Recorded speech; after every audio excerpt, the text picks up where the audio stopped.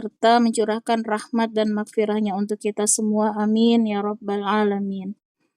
Baiklah, selanjutnya marilah kita kembali melanjutkan tadabbur Al-Quran, yakni surat Yunus ayat 21 sampai 25 insyaallah. Baiklah, saya bacakan terlebih dahulu. A'udzu billahi minasy syaithanir rajim. Bismillahirrahmanirrahim. Wa idza azaqna an-nasa rahmatan min ba'di darra'a massathum idza lahum makrum fi ayatina. Qulillahu asra'u makra inna rusulana yaktubuna ma tamkurun. Wa iza azaqna, dan apabila kami memberikan annas kepada manusia rahmatan, suatu rahmat, mim ba'di darra, setelah adanya bencana, massathum, yang menimpa mereka, iza lahum makrun, maka mereka segera melakukan tipu daya, fi ayatina, menentang ayat-ayat kami. Qulillahu, katakanlah Allah, asra'u makran, lebih cepat tipu dayanya. Inna rusulana, sesungguhnya para malaikat kami, yaktubuna, mencatat ma tamkurun, tipu dayamu. Nah, jadi tadabbur ayat 21 surat Yunus ini melanjutkan ya yang sebelumnya, di ayat-ayat sebelumnya adalah karakter ya orang-orang musyrik. Nah, sementara di ayat ke-21 ini kita akan melihat ya bagaimana karakter ataupun sifat manusia pada umumnya. Nah, di sini Allah menjelaskan ya bahwa kebanyakan ya manusia itu bersifat ketika mendapatkan bencana itu ya, mereka tuh sungguh-sungguh berdoa khusyuk ya untuk dijauhkan ataupun bencana itu dihilangkan. Nah, tetapi setelah Allah selamatkan mereka dari bencana, kebanyakan mereka lalai ya. Nah, setelah itu banyak yang tadi Allah katakan justru melakukan tipu daya dengan menentang ayat-ayat kami, artinya bermaksiat ya. Nah, pas lagi perlu saja ya kepada Allah itu sungguh-sungguh doanya. Tapi kalau sudah hilang ya musibah, penyakit, bencana, kebanyakan manusia itu justru tadi kembali ya menentang Allah dengan cara bermaksiat. Maka di sini Allah tegaskan ya sifat yang seperti ini tentunya sungguh ya dimurkai Allah, maka Allah akan membalas ya tipu daya itu. Nah, dan Allah jelaskan sesungguhnya malaikat-malaikat kami akan mencatat tipu dayamu. Nah, jadi kita di sini untuk memperhatikan ya ketika kita ditimpa suatu penyakit, misalnya musibah ya, seharusnya ketika musibah itu ataupun penyakit itu sudah Allah hilangkan, harusnya kita lebih lagi untuk mentaati Allah, bukan justru lalai ya, kemudian bahkan bermaksiat. Karena ketika itu yang dilakukan, maka tadi Allah akan membalas ya semua tipu daya. Itu dikatakan tipu daya, dikatakan bentuk penentangan kepada ayat Allah. Misalnya ketika kita sakit itu ya, kita sampai misalnya baca salawatnya 1000 kali misalnya saking inginnya sembuh gitu. Tapi ketika sudah sembuh, jangankan 1000, 100 saja nggak sampai. Nah, itu artinya tanda-tanda kita termasuk yang lalai ya dari bersyukur. Nah, dari mensyukuri nikmat tadi, karena merupakan nikmat ya ataupun suatu rahmat kata Allah ketika manusia itu dihilangkan dari musibah maupun bencana yang menimpa mereka.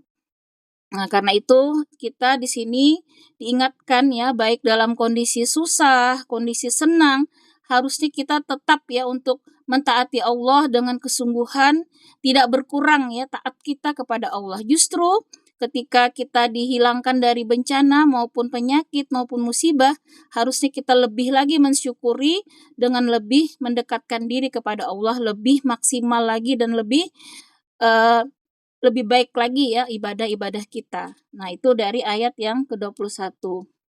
Kemudian kita lihat lagi ayat selanjutnya. Huwallazi yusayyirukum fil barri wal bahr hatta idza kuntum fil fulk وجرين بهم بريح طيبة وفرحوا بها جاءتها ريح عاصف وجاءهم الموج من كل مكان وظنوا أنهم أحيط بهم دعوا الله مخلصين له الدين لئن أنجيتنا من هذه لنكونن من السyakirin. Nah, kemudian kita lihat di sini di ayat 22. Dialah Allah yang menjadikan kamu dapat berjalan di daratan dan berlayar di lautan. Sehingga ketika kamu berada di dalam kapal, lalu meluncurlah kapal itu membawa mereka dengan tiupan angin yang baik, dan mereka bergembira karenanya. Kemudian datanglah badai dan gelombang menimpanya dari segenap penjuru, dan mereka pun mengira telah terkepung bahaya. Maka mereka berdoa dengan mengikhlaskan ketaatannya seraya berkata, sekiranya engkau menyelamatkan kami dari bahaya ini, pasti kami termasuk orang-orang yang bersyukur. Nah, jadi pada ayat ini salah satunya adalah ketika Ikrimah ya bin Abu Jahal. Jadi Ikrimah ini adalah anak Abu Jahal ya, yang sangat memusuhi Rasulullah. Nah, ketika Fathu Mekah ya, ketika Mekah itu berhasil ya dikuasai umat Islam, jadi Rasulullah berhasil menguasai Mekah ya, pada saat Fathu Mekah itu dikatakan kemenangan Islam ya. Maka orang-orang kafir itu takut sekali ya, takut kalau mereka itu nanti akan dizalimi ya oleh orang muslim. Nah, sampai jadi Ikrimah ini lari ya, ibu-ibu lari ke laut ya, dia berlayar melarikan diri ya karena khawatir ya, untuk takut kalau dikuasai itu dizalimi. Nah, maka ketika di lautan ternyata yang terjadi tadi ada badai ya. Nah, ada badai, gelombang, sehingga dia benar-benar takut ya di laut itu. Kemudian dia di situ berdoa, kalau benar ya Rasulullah itu adalah rasul utusan Allah, maka hilangkan bencana ini dari kami ya. Dari di kapal itu dia berdoa, kalau dihilangkan bencana ini katanya, maka saya akan kembali ke daratan dan menyatakan keislaman kepada Rasulullah. Nah, ternyata kemudian Allah turunkan ya rahmat sehingga badai gelombang itu berhenti dan mereka selamat. Maka Ikrimah ini kembali menemui Rasulullah dan dia menyatakan keislamannya. Nah, jadi ini juga karakter manusia ya. Ketika tadi masih Allah kuatkan lagi ya, ketika ada bencana itu umumnya sangat khusyuk tadi berdoa ya, kemudian dekat dengan Allah. Makanya kadang di balik musibah itu juga kita harus selalu berbaik sangka, karena saat itulah kondisi kita yang paling dekat dengan Allah. Benar-benar tidak ada penghalang ya antara kita dengan Allah. Kesungguhan keimanan itu dilihat di situ ya, ketika benar-benar kita hanya memohon kepada Allah. Dan ujian selanjutnya ya, ketika kita lolos dari bencana ataupun musibah tadi, ketika kita semakin dekat dengan Allah, itu artinya lulus ya dengan ujian ya. Tetapi kalau sudah tadi dihilangkan ya, kemudian justru dia jauh dari Allah, maka ini tanda-tanda orang yang celaka ya. Artinya dia tidak lulus dari ujian ya, karena lalai ya, ketika diberi nikmat dia lupa. Nah, jadi banyak sekali di balik ayat ini ya, ibu-ibu, Masya Allah. Al-Quran ini bercerita tentang lautan ya, bagaimana kondisi lautan itu kadang ada badai ya, ada gelombang. Maka ada seorang pelaut ya dari Eropa, dia itu ketika, karena memang suka membaca ya Bapak ini ya, orang Eropa ini, ketika di dalam kapal itu dia baca-baca buku sampai suatu saat dia membaca Al-Quran dengan terjemah ya. Nah, dia takjub ya, kok bisa ya Al-Quran ini tentang lautan ya, dan di situ dijelaskan di beberapa ayat bagaimana kondisi lautan itu sangat detail ya, ada badai, ada gelombang dan seterusnya. Maka dia bertanya ya kepada orang-orang, apakah Rasulullah itu tinggal di mana gitu ya. Lalu diceritakan sejarah Nabi, bagaimana kehidupan Nabi dan Rasulullah itu hidup di Mekah padang pasir ya yang jauh dari lautan ya. Maka orang ini semakin yakin bahwa Al-Quran ini memang bukan buatan Muhammad ya. Tidak mungkin Muhammad yang tinggal di padang pasir, tidak pernah berlayar ya, tidak pernah ke laut. Dia bisa menceritakan kondisi lautan dengan sangat detail ya, sesuai fakta kenyataan. Nah, akhirnya orang Eropa ini dia takjub ya dengan kebenaran Al-Quran, maka dia beriman, menyatakan keimanan dan akhirnya dia masuk Islam. Nah, kemudian setelah dia pensiun ya dari kerjanya di kapal itu, maka dia menetap ya di Mesir dan akhirnya dia terkenal ya, kalau tidak salah namanya Syekh Brown ya. Dia tinggal di Mesir ya dengan kesalehan yang sangat terkenal ya, kesalehannya, kehusyuannya ya di dalam beribadah. Jadi di sini juga kita belajar bahwa ketika Allah karuniakan ya hidayah ya, petunjuk, maka itu merupakan suatu nikmat yang sangat besar ya, yang harus terus kita jaga ya, nikmat Islam, nikmat keimanan ya. Karena tidak semua ya mendapatkan nikmat hidayah, taufik ya untuk melakukan kebaikan. Nah, di sini juga kita melihat bagaimana kebenaran Al-Quran yang tidak terbantahkan ya. Rasulullah yang hidup ya di padang pasir tadi ya, bagaimana bisa Al-Quran itu bercerita tentang laut ya, tentang alam semesta, itu merupakan hal yang tidak mungkin kalau Al-Quran itu buatan Rasulullah. Nah, sehingga sangat banyak ya Al-Quran ini mukjizat yang luar biasa ya, kalau kita pahami ibu-ibu, kita bersyukur ya. Mengapa Allah memberikan mukjizat Al-Quran ini adalah mukjizat yang terbesar? Karena sampai hari ini ya, sampai akhir zaman bahkan kita bisa menyaksikan ya kehebatan Al-Quran. Nah, sedangkan mukjizat Rasulullah yang lain ya, seperti Rasulullah bisa waktu itu membelah bulan ya, kemudian ada ya di beberapa cerita Rasulullah juga bisa membuat makanan itu yang sedikit menjadi banyak ya dan lain-lain ya.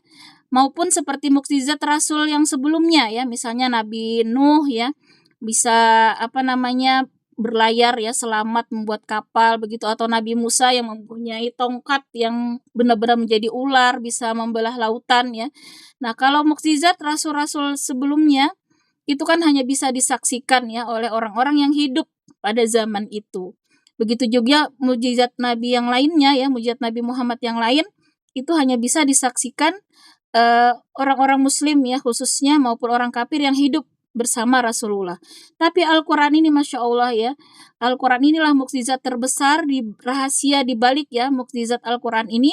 Kita sampai hari ini bisa ya menyaksikan ya, kalau kita yang bersungguh-sungguh ya dengan membuka mata hati kita melihat ya kebenaran Al-Quran ya, keagungan Al-Quran ya, baik ditinjau dari segi apapun, dari segi sastra ya, sampai sastra yang terbaik pun pada hari ini tidak ada yang bisa ya untuk mengalahkan keindahan Al-Quran dan kedalaman makna yang terkandung di dalamnya. Dan juga kita menyaksikan bagaimana ya orang-orang tadi mendapatkan hidayah dengan ayat-ayat Al-Quran ya. Banyak yang akhirnya dia terketuk hatinya untuk masuk Islam ya, akibat pengaruh Al-Quran yang maha dahsyat ya. Jadi alangkah ruginya ya kalau kita punya kesempatan ya untuk bisa tadabur ya, bisa tilawah, namun kita sia-siakan ya. Jadi kita harus mengambil setiap kesempatan ya, setiap waktu kita menghususkan ya untuk selalu ya berinteraksi dengan Al-Quran, baik tilawah, tadabur ya. Kemudian kita berusaha untuk mengamalkan ya ayat per ayat. Nah, jangan sampai ya kalau zaman Rasul ditanya sahabat berapa ayat yang belum diamalkan ya, mereka paling 1-2 ayat ya yang memang belum mereka bisa lakukan ya. Tapi kalau kita, berapa yang kita amalkan justru lebih banyak yang belum kita amalkan ya. Jangankan mengamalkan, mungkin ya memahami saja kita masih jauh ya. Karena itu dengan upaya kita terus mengkaji Islam ya, untuk semangat terus menuntut ilmu, mudahan ya kita tercatat orang-orang yang ahlul Quran ya, yang senantiasa berinteraksi dengan Al-Quran, dan janji Allah ya bahwa Al-Qur'an ini nanti kelak akan memberikan syafaat ya, pertolongan kepada kita di mana tidak ada yang dapat menolong ya, mulai dari sakaratul maut insyaallah dia akan terus ya bersama kita ketika kita juga senantiasa membersamainya di dunia. Baiklah, kita lanjut di ayat 23.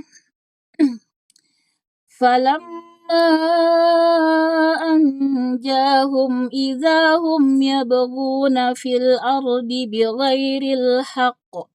Ya ayyuhan nasu innama baghyukum ala anfusikum mata'al hayatid dunya.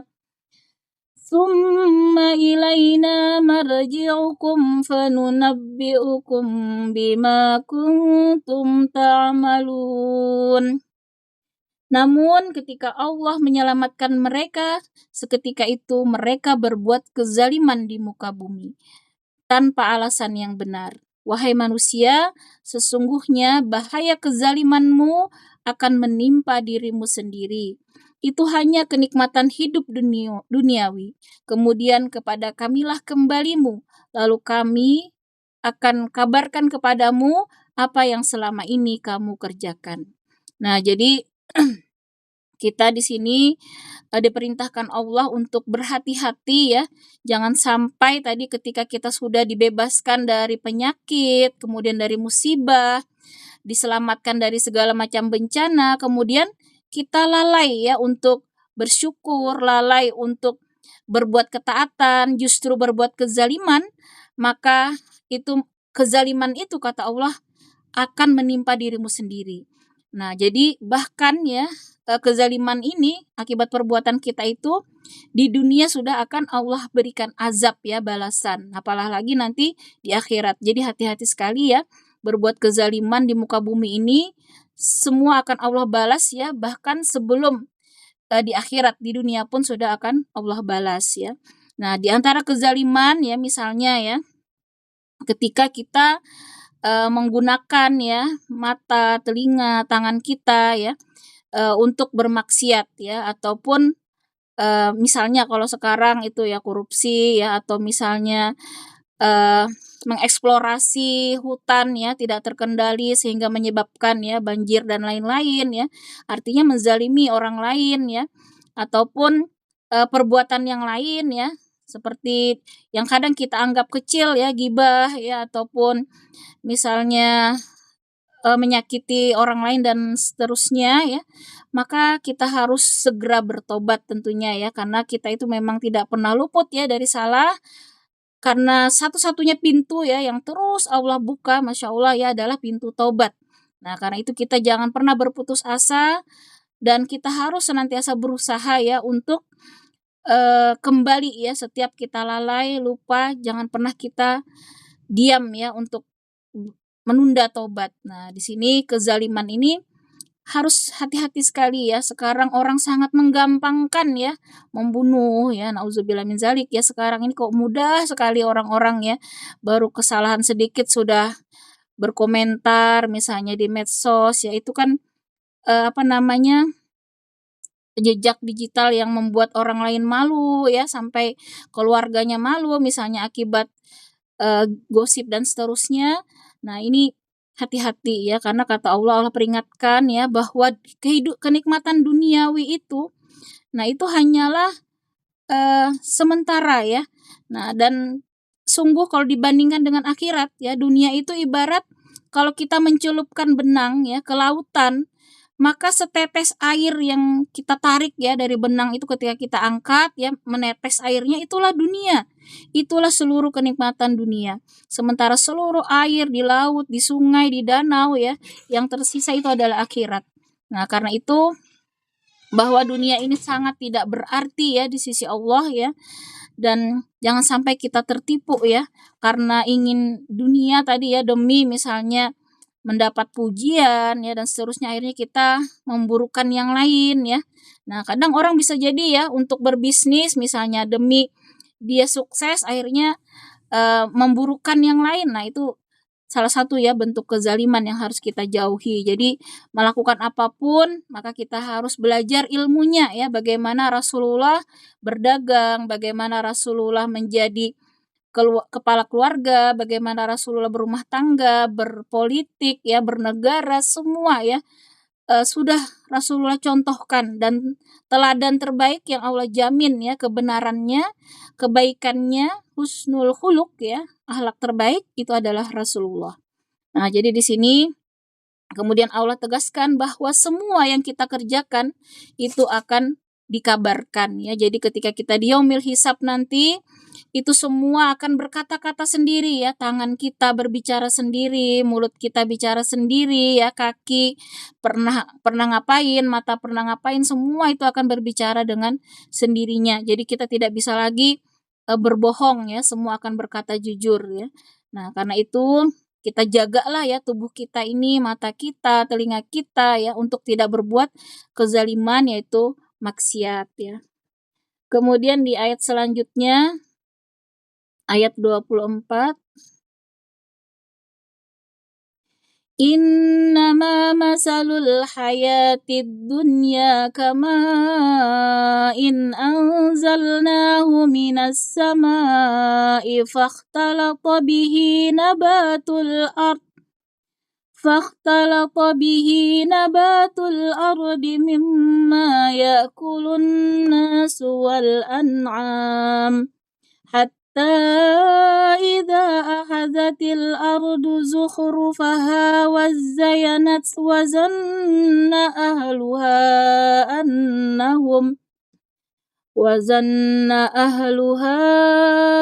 أنهم قادرون عليها أتاها أمرنا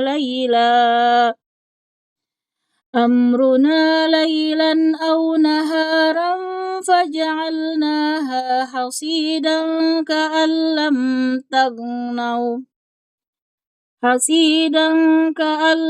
تغن بالأمس كذلك نفصل الآيات لقوم يتفكرون. Nah, kemudian di sini Allah menjelaskan sesungguhnya perumpamaan kehidupan dunia adalah ibarat air yang kami turunkan dari langit, lalu tumbuhlah karenanya macam-macam tanaman bumi yang dapat dimakan oleh manusia dan hewan ternak. Hingga apabila bumi itu telah sempurna keindahannya, terhias dan pemiliknya mengira bahwa mereka pasti menguasainya atau memetik hasilnya, datanglah kepadanya azab kami pada waktu malam atau siang. Lalu kami jadikan tanamannya seperti tanaman yang sudah disabit, seakan-akan belum pernah tumbuh kemarin. Demikianlah kami menjelaskan secara terperinci ayat-ayat itu kepada kaum yang berfikir.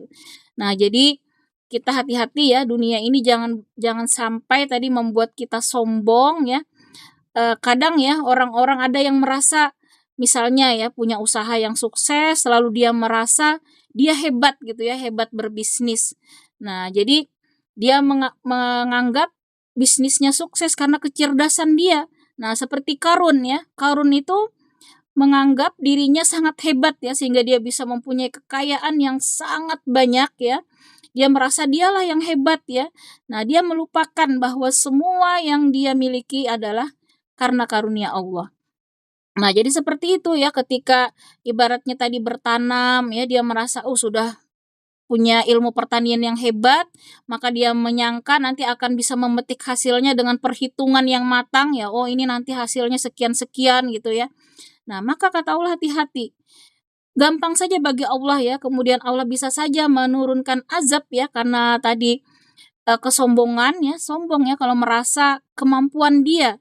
Nah, maka bisa jadi akan datang azab Allah waktu siang maupun malam kata Allah, sehingga tanaman-tanaman tadi yang dia sudah perkirakan ya akan berhasil misalnya, ataupun perniagaan yang dia anggap nanti akan sukses, bisa jadi sewaktu-waktu langsung Allah hancurkan ya, seperti tadi seakan-akan belum pernah tumbuh ya tanaman itu ya, hancur disabit-sabit ya, misalnya kena badai, kena topan ya, atau kena banjir. Nah, banyak ya ketika banjir itu ternak, kemudian pertanian yang hancur ya. Nah, karena itu di sini kita sungguh harus berpikir ya dengan sungguh-sungguh ketika melakukan apapun ya, kita harus berdoa meminta pertolongan kepada Allah ya, bismillah. Jangan pernah kita mengandalkan ya kemampuan kita sendiri ya, tetapi berserah dirilah ya pertolongan kepada Allah. Kan apapun ya yang bisa kita lakukan ya termasuk ibadah ya, mungkin kita dimudahkan sholat malam, mungkin dimudahkan tilawah, itu bukan karena kehebatan kita ya, tapi semata-mata karena karunia Allah. Jadi yang pantas kita puji bukan diri kita, tetapi adalah memuji Allah dan bersyukur kepada Allah. Karena tidak semua orang dimudahkan ya untuk melakukan kebaikan. Ada yang mungkin susah sekali ya, bangun malam itu seperti berat banget, mungkin tilawah satu halaman aja berat gitu ya. Tapi misalnya kita dikaruniai bisa tilawah satu juz, misalnya bisa puasa gitu ya. Maka jangan sampai ini tadi membuat kita merasa hebat ya, merasa kita itu soleh, merasa kita itu baik ya. Jadi kembali kita kembalikan ya semua karunia itu karena karunia Allah semata, bukan karena kehebatan dan kesolehan kita. Nah, dari ayat inilah maka kita hati-hati ya terhadap dunia ini, jangan pernah membuat kita sombong ya, jangan pernah membuat kita bangga ya dengan merasa itu adalah kemampuan kita. Nah, karena semua itu harus benar-benar kita yakini ya, semua yang kita miliki ini hanyalah titipan amanah yang semuanya akan dipertanggungjawabkan ya. Jadi bukan seenak kita sendiri. Nah, kita punya harta yang banyak misalnya, maka di situ ada zakatnya, ada sedekahnya ya. Jadi bukan semata-mata milik kita ya, tetapi harus kita gunakan di jalan yang sudah Allah syariatkan ya.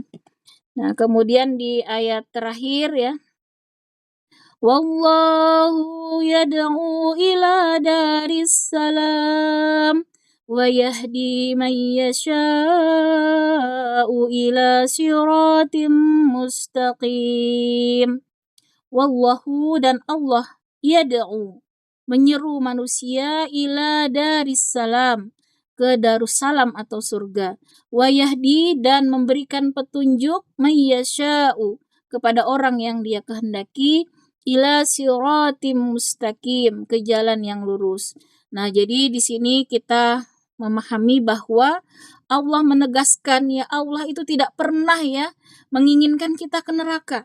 Allah tidak pernah menginginkan kita itu menderita ya, baik di dunia maupun di akhirat. Allah hanya menginginkan kita, wallahu kata Allah, dan Allah yad'u ila daris salam.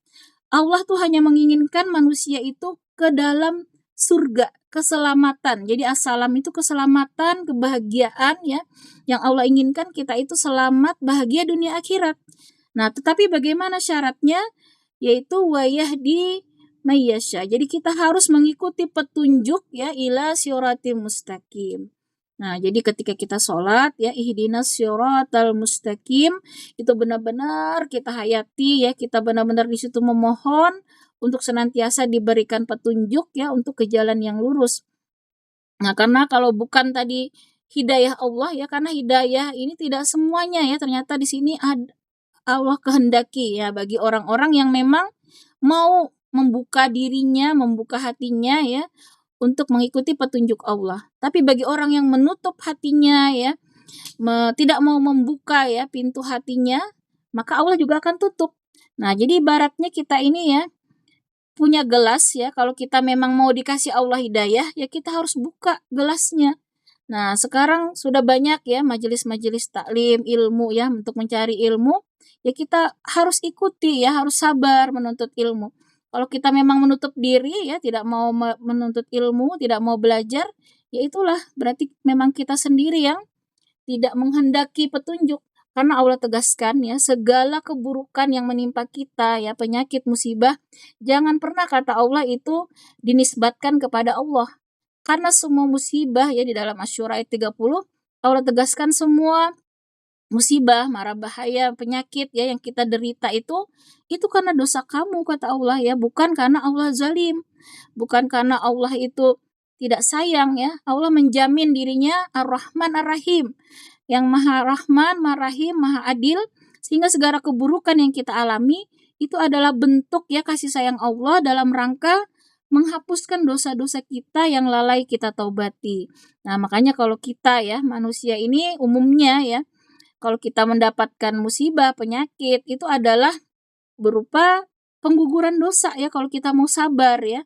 Nah, beda kalau kayak rasul ya dikasih musibah penyakit itu memang ujian mereka ya karena memang keimanan mereka itu luar biasa ya, jauh mereka dari maksiat.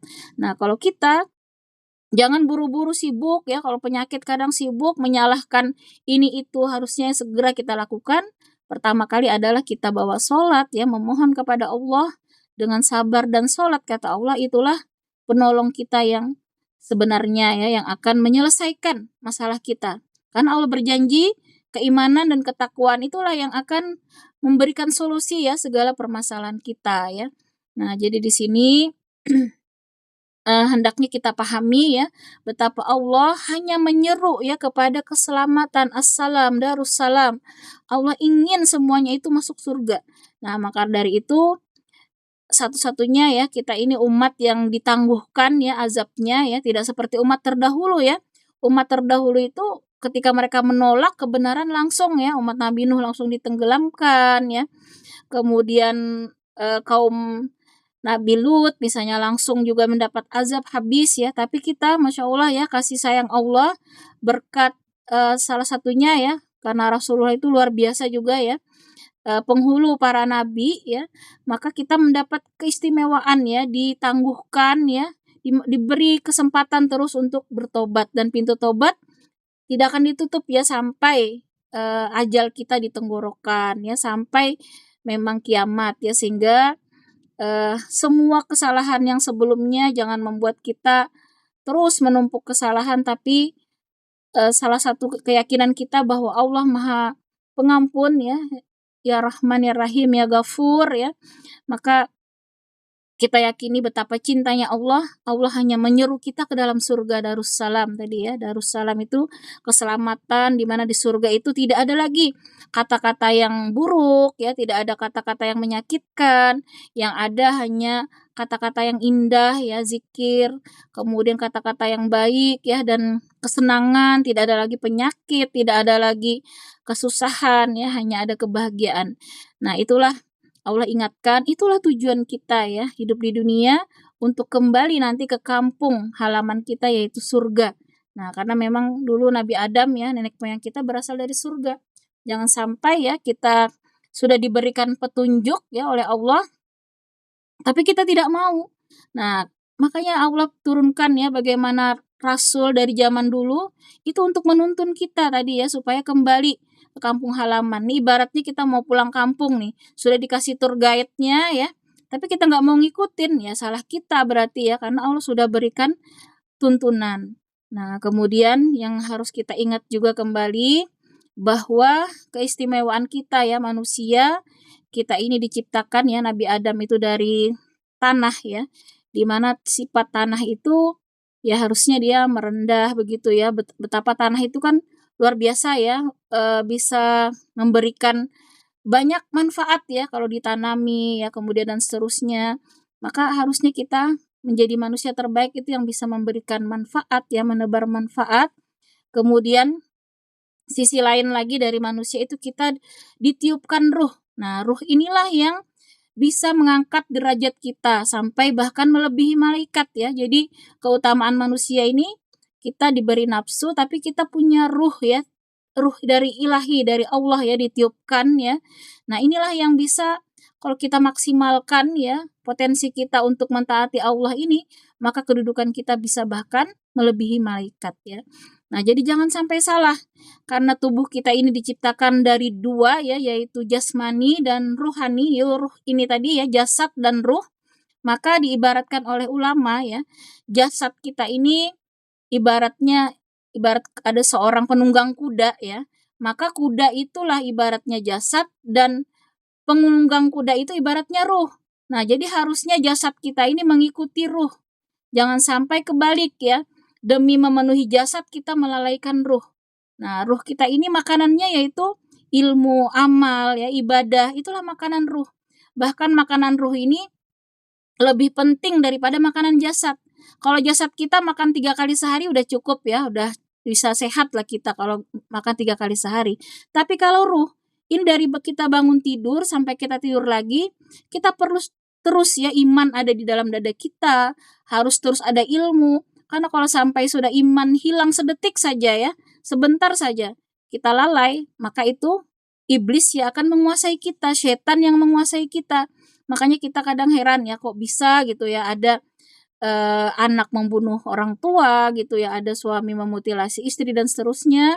Nah, itu ketika, iman ini hilang ya dari dirinya dalam waktu sebentar ya, manusia itu sudah dimasuki oleh setan. Nah, karena itu bagaimana ruh kita ini terus ya terhubung dengan Allah, maka jangan pernah kita lalai dari berzikir ya, senantiasa mengingat Allah, jangan pernah kita lupa. Dan teruslah kita kasih makan ya ruh kita ini dengan ilmu dan amal soleh. Ibadah itu adalah makanan ruh. Nah, kalau ruh kita ini kurang makanannya ya, menuntut ilmu udah jarang, ibadah juga seadanya. Nah, itulah yang terjadi. Maka ruh kita ya iman kita ini akan sakit, bahkan mungkin mati ya. Akhirnya ya itu tadi terjadilah kemaksiatan ya yang bahkan di zaman dulu itu nggak ada ya seperti itu sekarang itu nauzubillah min dzalik ya. Nah, jadi kita pahami ya sebagaimana ulama ibaratkan tadi, kalau penunggang kuda ya dengan kuda ya, misalnya nih ada seorang penunggang kuda ke rumah kita, yang kita suruh masuk siapa? Tentu penunggang kuda kan ya, tidak mungkin kudanya. Nah, sama juga kita ini nantinya.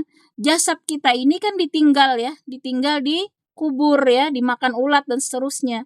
Yang disambut Allah, yang diterima Allah itu hanya ruh kita. Jadi ruh kita inilah nanti yang bertemu Allah ya, menjadi tamunya Allah nanti di surga. Sedangkan jasad yang mati-matian ya kita oplas, kadang nauzubillah ya, sekarang trennya oplas, dikit-dikit oplas gitu, sudah cantik, sudah bagus. Kemudian sampai siang malam gitu ya cari uang demi memenuhi kebutuhan perut ya. Nah, kalau kita makan seberapa sih sebenarnya ya?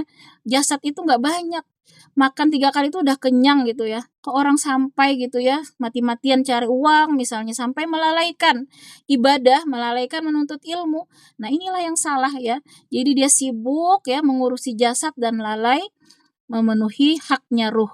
Nah, harusnya kita lebih mengutamakan akhirat ya ruh kita.